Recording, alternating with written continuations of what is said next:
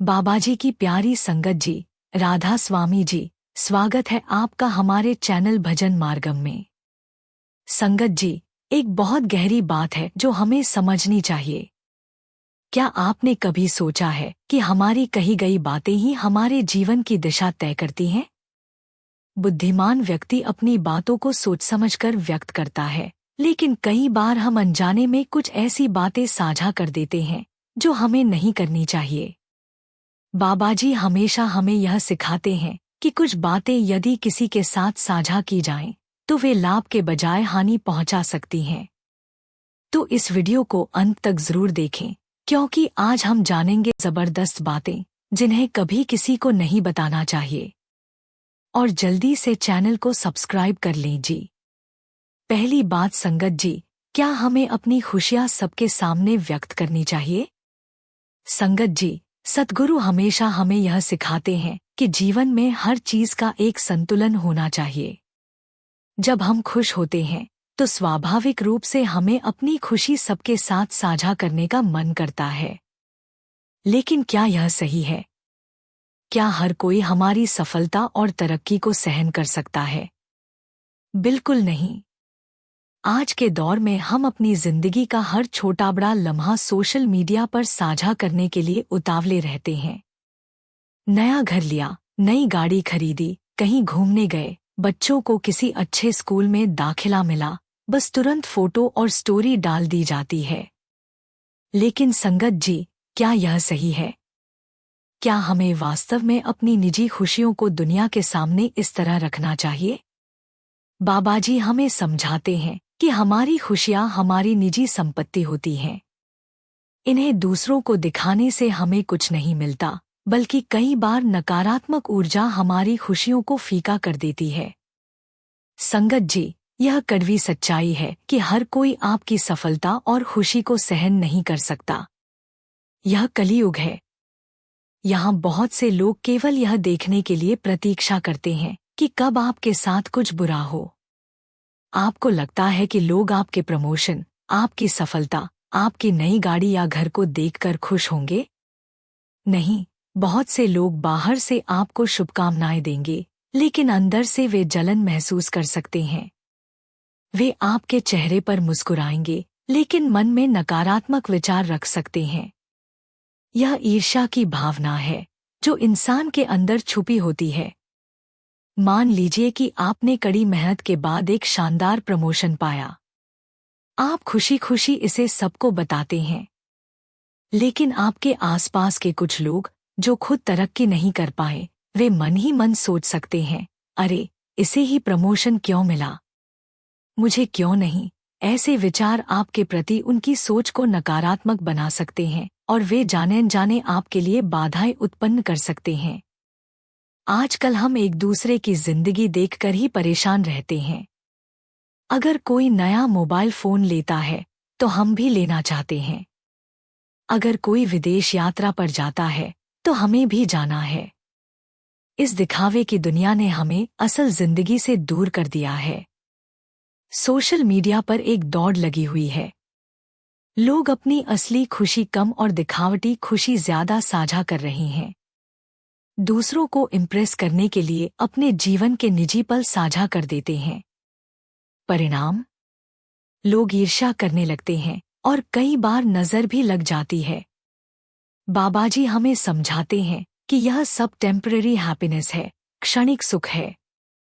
असली खुशी तो वो होती है जो हमारे भीतर होती है।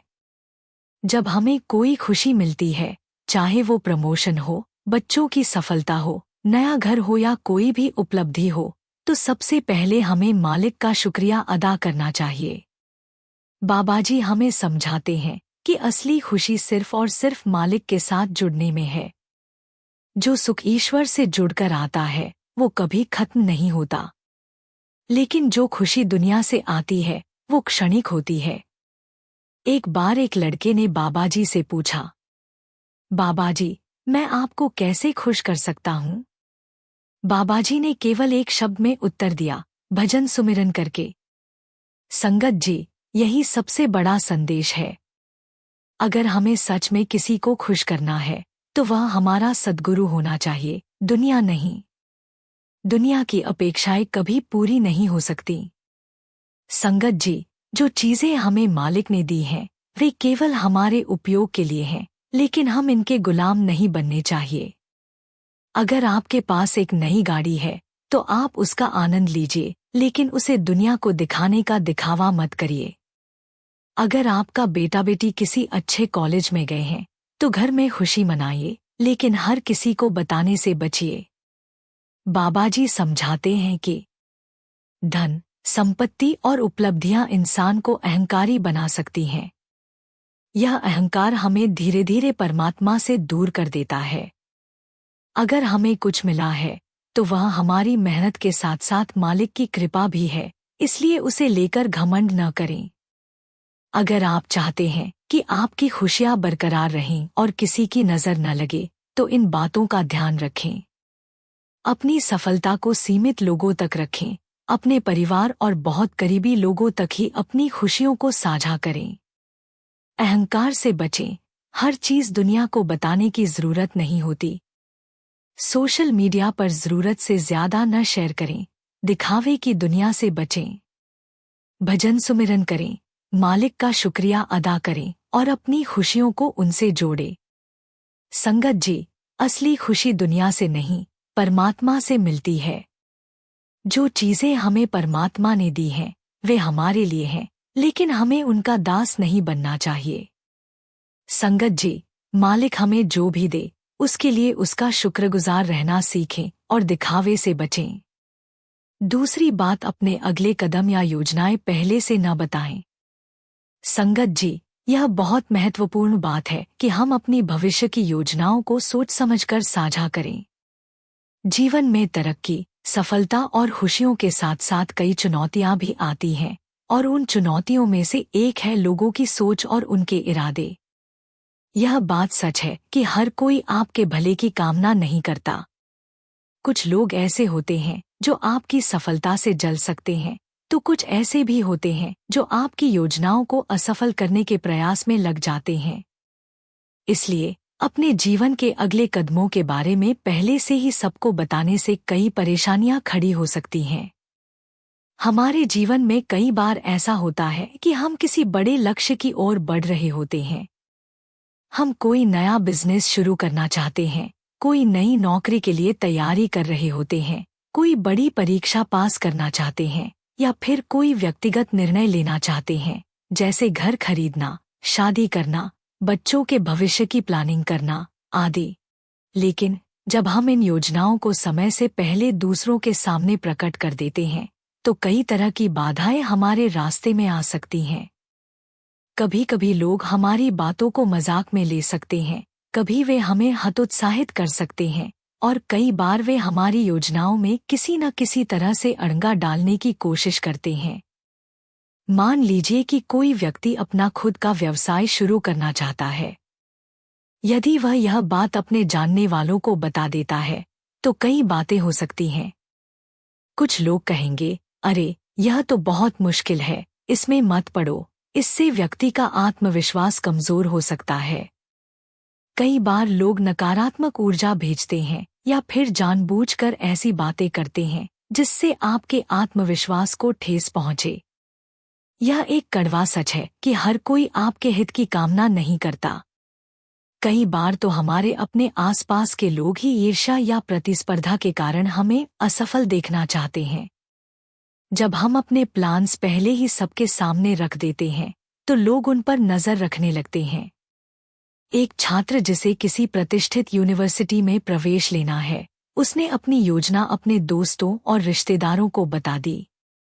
अब यदि उसके कुछ दोस्त उससे प्रतिस्पर्धा करते हैं या उसे नीचे दिखाने की कोशिश करते हैं, तो वे उसका मनोबल गिराने के लिए तरह तरह की बातें कर सकते हैं, जैसे तू वहां का एग्जाम क्लियर नहीं कर पाएगा, वहां का माहौल बहुत कठिन है, तुझसे नहीं होगा, तेरे मार्क्स तो इतने अच्छे नहीं हैं, तू कैसे जाएगा। इस तरह की बातें सुनकर व्यक्ति निराश हो सकता है और आत्मविश्वास खो सकता है। आज की दुनिया में प्रतिस्पर्धा बहुत अधिक बढ़ गई है। हर कोई आगे बढ़ना चाहता है और कई बार लोग दूसरों को पीछे छोड़कर खुद आगे निकलने की कोशिश में रहते हैं। जब हम अपनी योजनाएं दूसरों को पहले से बता देते हैं तो वे या तो उन पर काम करने लगते हैं या फिर हमें किसी न किसी तरह से पीछे धकेलने की कोशिश करते हैं। तो हमें क्या करना चाहिए? अपने बड़े लक्ष्यों और योजनाओं को गुप्त रखें जब तक वे पूर्ण न हो जाए। दूसरों को न बताएं। सिर्फ भरोसेमंद लोगों के साथ साझा करें। केवल उन्हीं लोगों से चर्चा करें जो सच में आपका भला चाहते हैं। शांतिपूर्वक और दृढ़ता से अपने लक्ष्य की ओर बढ़ें। जब आपकी योजना सफल हो जाए तभी उसे दुनिया के सामने रखें। भजन, सुमिरन और परमात्मा का धन्यवाद करें। हमारी सफलता में असली हाथ मालिक का होता है, इसलिए हमें परमात्मा का आभार व्यक्त करना चाहिए और उसी से शक्ति मांगनी चाहिए। संगत जी, यह जरूरी है कि हम अपनी योजनाओं को सोच समझकर साझा करें। जब तक कोई चीज पूरी न हो जाए उसे गुप्त रखना ही समझदारी है। यह न केवल आपको बाहरी नकारात्मकता से बचाएगा बल्कि आपकी सफलता की राह को भी आसान बनाएगा। दुनिया को प्रभावित करने से अधिक महत्वपूर्ण है मालिक को रिझाना, और वह केवल भजन सुमिरन से ही संभव है।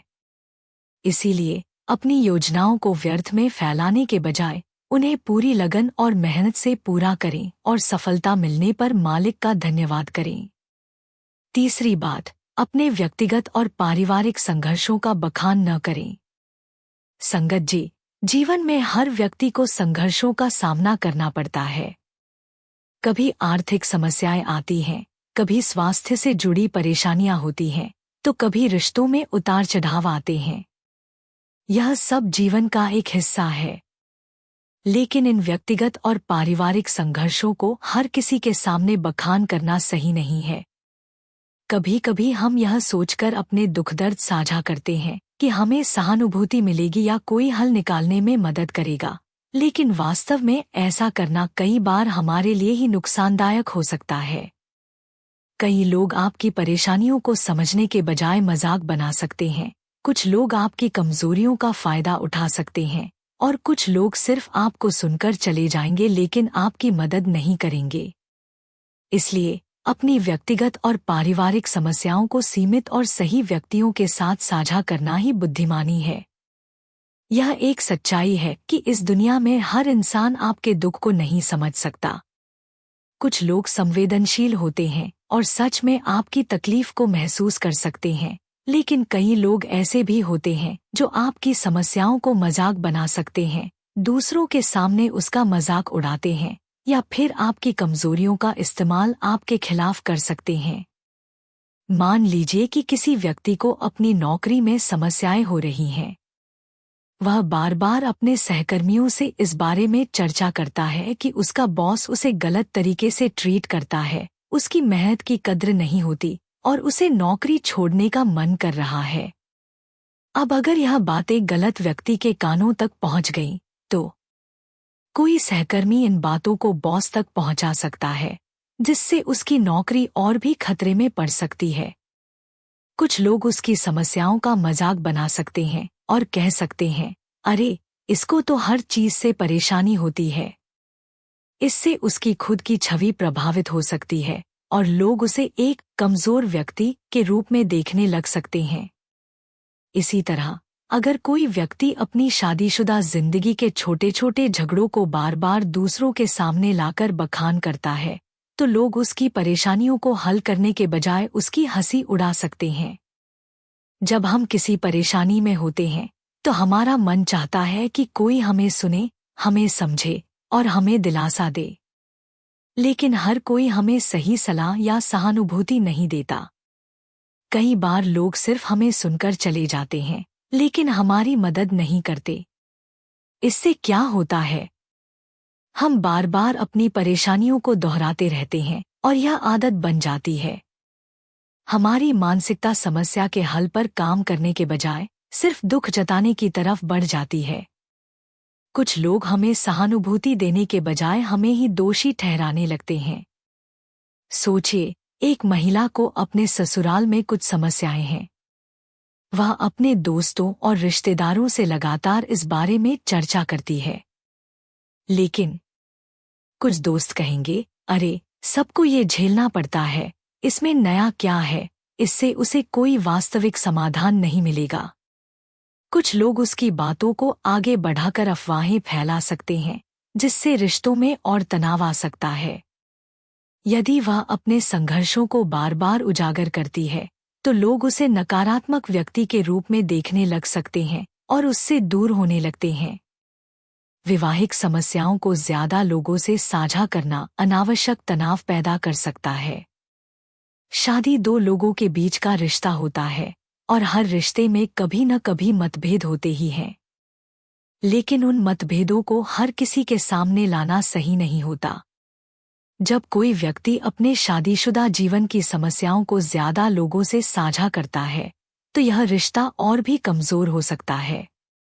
मान लीजिए कि एक व्यक्ति और उसकी पत्नी के बीच किसी मुद्दे पर बहस हो गई। गुस्से में वह व्यक्ति अपने दोस्तों और रिश्तेदारों से कहता है, मेरी पत्नी बहुत जिद्दी है, वह मेरी बात नहीं मानती। अब उसके दोस्त उसे सलाह देने के बजाय हंसी में उड़ा सकते हैं। उसके रिश्तेदार उसकी पत्नी के बारे में गलत धारणा बना सकते हैं, जिससे आगे चलकर रिश्ते में और समस्याएं आ सकती हैं। यदि पत्नी को यह बात पता चलती है कि उसके पति ने दूसरों से यह चर्चा की है, तो यह रिश्ते में और तनाव पैदा कर सकता है। तो हमें क्या करना चाहिए? अपने व्यक्तिगत संघर्षों को कम से कम लोगों से साझा करें, सिर्फ उन्हीं से बात करें जो सच में आपकी मदद कर सकते हैं। किसी विश्वसनीय व्यक्ति से सलाह लें जो आपको सही मार्ग दिखा सके। समस्याओं पर ध्यान देने के बजाय समाधान खोजें। शिकायत करने से बेहतर है कि आप उन तरीकों पर ध्यान दें जिनसे आपकी समस्या हल हो सकती है। भजन सुमिरन और आत्मचिंतन करें। कई समस्याओं का समाधान सिर्फ बाहरी दुनिया में नहीं, बल्कि हमारे भीतर भी होता है। मालिक के आगे सिर झुकाकर सच्चे दिल से अरदास करने से कई मुश्किलें खुद ही हल हो जाती हैं। संगत जी, सबसे अच्छा तो यह होगा कि हम अपने संघर्षों को उस मालिक के साथ साझा करें, जो सच में हमारी मदद कर सकता है। यह दिखावे की झूठी दुनिया क्या किसी का साथ निभाएगी? हर कोई अपनी समस्याओं में ही व्यस्त है, लेकिन हमारे सच्चे हमसफर तो सिर्फ हमारे प्यारे बाबा जी हैं। जब हम सच में दुखी होते हैं, तो हमारे अपने भी हमें छोड़ सकते हैं, लेकिन परमात्मा हमें कभी नहीं छोड़ता। असल रिश्ता तो भजन सुमिरन करके उस मालिक से जुड़ना है। दिल की हर बात प्यारे बाबा जी से कहें, सच्चे दिल से रोते हुए उन्हें पुकारें। वह अपने सेवादारों की आंखों में आंसू नहीं देख सकते। आप बस पुकार कर देखिए। संगत जी, हम जब इधर उधर हर जगह से हार जाते हैं, तब परमात्मा को याद करते हैं। लेकिन सही तो यह है कि पहली पुकार ही बाबा जी को देनी चाहिए। जब हम उन्हें पहले याद करेंगे, तो फिर किसी और की जरूरत ही नहीं पड़ेगी। बस विश्वास की बात है। संगत जी, प्यारे बाबा जी पर अटूट विश्वास हमारा भाग्य भी बदल सकता है। चौथी बात, अपनी दान दक्षिणा और अच्छे कर्मों का प्रचार न करें। संगत जी, हमारे शास्त्रों और संतों ने हमेशा सिखाया है कि दान और परोपकार का असली महत्व तभी है जब वह निस्वार्थ भाव से किया जाए। यदि किसी अच्छे कार्य को दिखावे के लिए किया जाता है, तो वह अपना असली मूल्य खो देता है।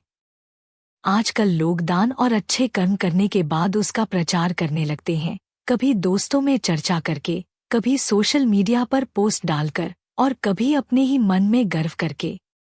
लेकिन क्या यह सच में निस्वार्थ सेवा कही जा सकती है? भगवान ने हमें जो कुछ भी दिया है, वह उसी का दिया हुआ है। जब हम किसी की मदद करते हैं, तो वास्तव में हम अपने नहीं, बल्कि मालिक के दिए हुए साधनों को ही आगे बढ़ा रहे होते हैं। फिर इसमें अहंकार या प्रचार करने जैसी कोई बात क्यों होनी चाहिए? दान का सबसे बड़ा नियम यही है कि इसे गुप्त रूप से किया जाए।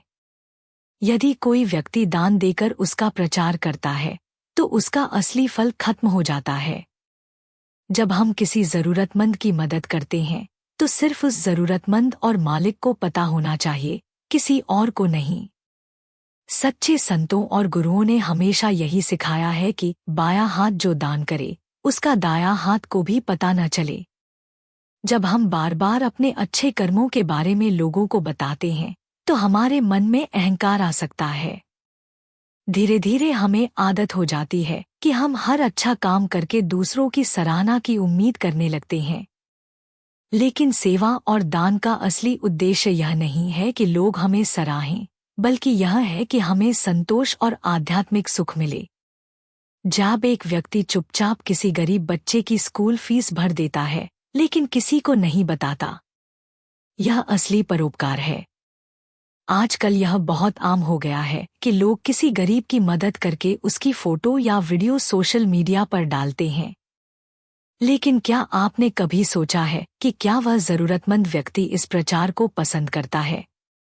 कई बार यह उनके आत्मसम्मान को ठेस पहुंचा सकता है। दान, सेवा और अच्छे कर्मों को प्रचारित करना उनकी पवित्रता को नष्ट कर देता है। संगत जी, हमारी असली नियति यह नहीं है कि दुनिया हमें अच्छा कहे, बल्कि यह है कि मालिक हमें सच्चे दिल से सेवा करता देखे। हमारी असली पहचान यह नहीं है कि हम कितने बड़े दानी हैं, बल्कि यह है कि हमारा दिल कितना निस्वार्थ है। सच्ची सेवा वही होती है जो सिर्फ भगवान और हमारी आत्मा के बीच रहे, दुनिया की तालियों और वाहवाही से दूर। संगत जी, मालिक ने जो दिया है वही आगे देना है। हम कौन होते हैं दान करने वाले? असली देने वाला तो वही मालिक है। हमें तो सिर्फ अपने कर्मों को शुद्ध रखना है और दिखावे से बचना है। पांचवी बात, अपनी आय और धन संबंधी जानकारी सबको न बताएं। संगत जी, धन एक साधन है, लेकिन यह जीवन का अंतिम लक्ष्य नहीं है। यह हमें सुख सुविधाएं जरूर दे सकता है, लेकिन यदि धन का सही उपयोग और गोपनीयता न रखी जाए तो यह कई समस्याओं का कारण भी बन सकता है। आजकल लोग अपनी आर्थिक स्थिति को दिखाने और दूसरों को प्रभावित करने के लिए अपनी आय, संपत्ति और वित्तीय विवरण साझा करने लगते हैं। लेकिन क्या यह सच में बुद्धिमानी है? कई बार यह बेवजह की परेशानियां, ईर्ष्या और धोखाधड़ी को जन्म दे सकता है। इसलिए अपने धन और आय की जानकारी हर किसी के साथ साझा करना उचित नहीं है। जब हम अपनी आय या संपत्ति के बारे में दूसरों को बताते हैं तो जरूरी नहीं कि वे इसे अच्छे तरीके से लें। कुछ लोग हमारी सफलता को देखकर प्रेरित हो सकते हैं, लेकिन बहुत से लोग ईर्ष्या, असंतोष या प्रतिस्पर्धा की भावना से भी भर सकते हैं। मान लीजिए आपने एक नया घर या कार खरीदी और इसे सबके सामने बढ़ा चढ़ाकर बताया। कुछ लोग आपकी तरक्की को देखकर प्रेरित होंगे, लेकिन कुछ लोगों को यह ईर्ष्या और असंतोष से भर सकता है। यह जलन कभी कभी रिश्तों में खटास भी ला सकती है। जब लोग आपकी संपत्ति और आय के बारे में जानते हैं तो कुछ लोग ईर्ष्या या लालच के कारण आपके साथ अलग तरह का व्यवहार करने लगते हैं। कुछ लोग आपसे फायदा उठाने की कोशिश करेंगे तो कुछ आपकी आलोचना करेंगे। उदाहरण, यदि आप आर्थिक रूप से समृद्ध हैं और हर किसी को अपनी संपत्ति और इनकम के बारे में बताते हैं तो कुछ लोग आपके दोस्त बनने की कोशिश करेंगे, लेकिन उनका असली उद्देश्य सिर्फ आपसे आर्थिक लाभ उठाना होगा। जब तक आप उन्हें आर्थिक मदद देते रहेंगे वे आपके साथ रहेंगे, लेकिन जैसे ही आप मदद करने में असमर्थ होंगे वे दूर चले जाएंगे। आपकी वित्तीय जानकारी निजी होनी चाहिए, क्योंकि यदि यह गलत हाथों में चली जाए तो यह आपकी सुरक्षा और आर्थिक स्थिरता के लिए खतरा बन सकती है। यदि आप सोशल मीडिया पर यह दिखाते हैं कि आप बहुत अमीर हैं या आपने कोई बड़ी संपत्ति खरीदी है तो ठग और साइबर अपराधी आपको निशाना बना सकते हैं। कई बार लोग आपकी आर्थिक स्थिति देखकर आपको नकली निवेश योजनाओं में फंसाने की कोशिश कर सकते हैं। यदि किसी को पता चल जाए कि आपके बैंक में बहुत पैसा है तो वे आपको धोखाधड़ी का शिकार बना सकते हैं। इसलिए अपनी आर्थिक जानकारी हमेशा गोपनीय रखें और इसे केवल अपने सबसे भरोसेमंद लोगों के साथ ही साझा करें। संगत जी, धन हमारा असली सहारा नहीं है, असली सहारा तो मालिक का नाम है। अपनी आर्थिक स्थिति के बारे में कम से कम लोगों को बताएं, ताकि हमें सुरक्षा और मानसिक शांति मिल सके। अगर हमारे पास कुछ भी है तो वह सिर्फ मालिक की कृपा से है, इसलिए इसका उपयोग सही दिशा में करें और दिखावे से बचें। सबसे पहले भजन सुमिरन करें, मालिक से जुड़े रहें और अपनी जिंदगी को सच्चे अर्थों में सफल बनाएं। छठी बात, अपनी कमजोरियों और डर को सबके सामने न रखें। संगत जी, हम सभी में कोई न कोई कमजोरी या डर होता है। यह इंसान होने का ही एक हिस्सा है। लेकिन सबसे जरूरी यह है कि हम अपनी कमजोरियों को कैसे संभालते हैं। अगर हम अपनी कमजोरियों और डर को सबके सामने उजागर कर देंगे तो हर कोई हमारी भावनाओं की कद्र नहीं करेगा। कुछ लोग इसे समझने और मदद करने की बजाय इसका गलत फायदा उठाने लगेंगे। इसलिए समझदारी इसी में है कि हम अपनी कमजोरियों को केवल उन लोगों के साथ साझा करें जो सच में हमारा भला चाहते हैं और हमें मजबूत बनने में मदद कर सकते हैं। जब आप किसी के सामने अपनी कमजोरी जाहिर करते हैं तो जरूरी नहीं कि वह व्यक्ति इसे सकारात्मक रूप से ले। कुछ लोग इसका गलत फायदा उठाकर आपको और कमजोर बना सकते हैं। अगर आप अपने ऑफिस में यह बताते हैं कि आप बहुत ज्यादा दबाव में काम नहीं कर सकते या कठिन परिस्थितियों में जल्दी घबरा जाते हैं, तो कुछ सहकर्मी या वरिष्ठ इसका गलत फायदा उठा सकते हैं। वे आपको अधिक दबाव में डालकर आपका आत्मविश्वास गिरा सकते हैं या फिर आपकी इस कमजोरी के कारण आपको प्रमोशन या अच्छे अवसरों से दूर रखा जा सकता है। अगर आप अपने करीबी दोस्तों या रिश्तेदारों को बार बार बताते हैं कि आप अकेलेपन से डरते हैं या आपको हर समय भावनात्मक सहारे की जरूरत होती है, तो कुछ लोग इसका फायदा उठाकर आपको भावनात्मक रूप से नियंत्रित करने लगते हैं। वे आपसे अपने मतलब के काम करवाने की कोशिश कर सकते हैं, क्योंकि उन्हें पता है कि आप ना नहीं कह पाएंगे। कुछ लोग हमारे डर और कमजोरियों को जानकर हमें आगे बढ़ने से रोकने की कोशिश कर सकते हैं। वे बार बार उन कमजोरियों की याद दिलाकर हमारे आत्मविश्वास को गिराने की कोशिश करते हैं।